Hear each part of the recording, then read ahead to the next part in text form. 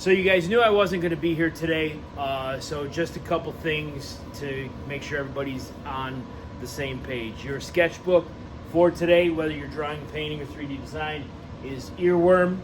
Again, this is the literal interpretation, the literal translation from the German word, which is this. I'm not even going to try to pronounce it, but like I've said before, this is an actual thing.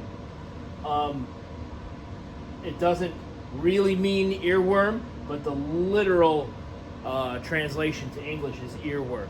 So you can either, in your sketch, you can try to draw the thing that you think an earworm might be, or you can just be completely off the wall and bizarre and just let your creativity and inventiveness flow.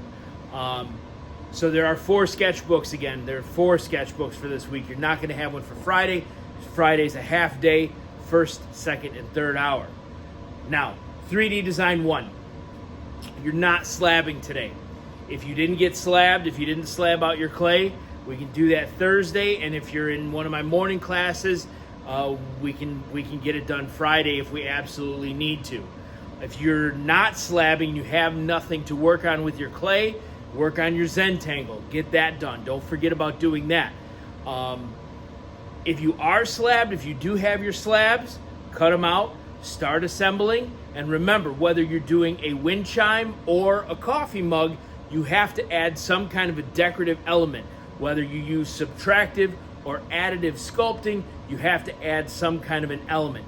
And also, mug people, if you're making a mug, to attach 2 pieces of clay, you need to score it and you need to apply the slip. We can use that. If you don't apply a slip, and you don't score it beforehand, the clay will snap off. We can use that to our advantage. So if you are building a mug and you have a handle, if you take 2 lumps of leftover clay, if you do not score and slip those, if you just wedge them under as a support, when that dries, these pieces, if these are the pieces that have not been scored and slipped, if these are just 2 random lumps of clay that are wedged up there, those will snap out after this becomes greenware, after it's dried and ready to fire.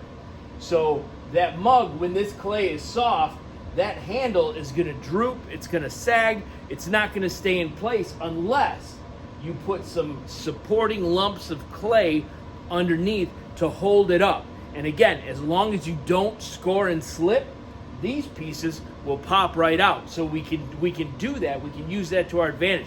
We don't always have to score and slip if we want those pieces to separate.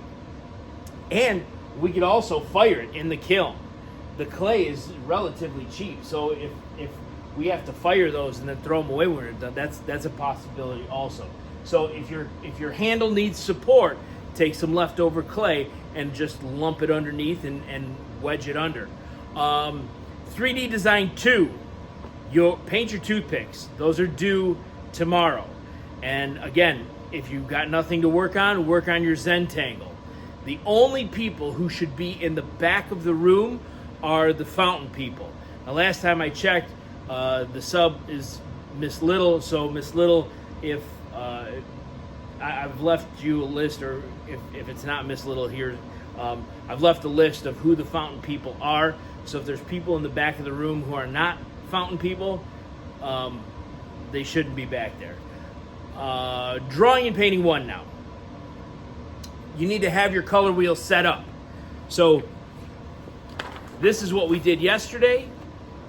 So you need to have a circle broken into 6 pie slices, and then each pie slice broken into 3 separate pieces. Now, there is a video on Schoology. The way we did it in class was a little bit different, but it will net you the same result. So the measurement on these are going to be a little bit different, but not to the point where it's going to be hardly noticeable. So when you're done setting up your color wheel, it should be a circle, 6 different pie slices into 3 sections each, and then on the bottom you should also have these two gradient scales, these two rectangles that we're going to turn into gradient scales.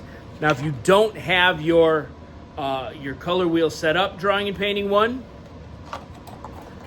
these are going to be on my desk. Miss Little or whomever the sub is, if you could collect collateral for these, an ID is ideal. See what I did there? But if somebody doesn't have ID, I'll take earbuds, AirPods, shoes, wallets, anything, keys, house keys, car keys, whatever.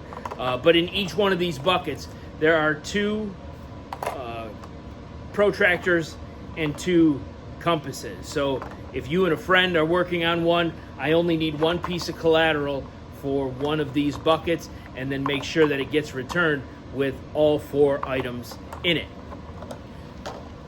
Drawing and Painting 2, I'm collecting your Warhol portraits tomorrow.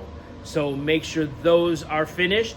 And for everybody, just like 3D Design 1, if you're caught up, if you've got nothing else to work on your Zentangle. Make sure that you're doing that in Sharpie or some other kind of black ink.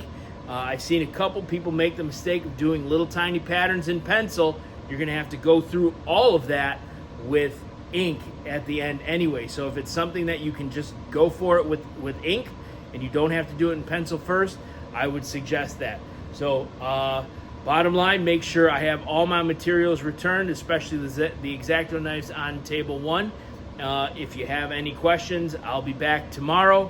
And like I said, 3D 2 and Drawing and Painting 2, I'm going to be collecting those 2 projects. So make your best use of your time today, and I'll see you guys tomorrow.